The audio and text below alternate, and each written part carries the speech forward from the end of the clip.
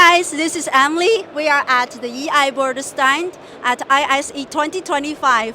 As you can see, this is our Recordable smart blackboard in 146-inch size. And we can see here has two whiteboards, and it's able to customize a screen color and black color. Now I'll show you how to use it. We can split the screen and right here.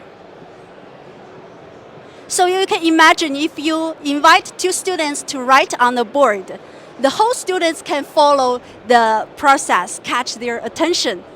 Another way, if you want to use the panel and the whiteboard separately, you can lock the screen and back to the desktop to play video or PowerPoint. And you can write here to make some remark. If you want to save your remark, you can touch here to show it, and we can check it from here. Yeah.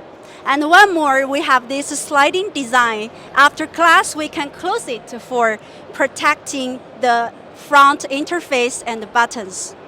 Well, if you want to learn more of this product, welcome to enter our website, www.ei-whiteboard.com. Thank you.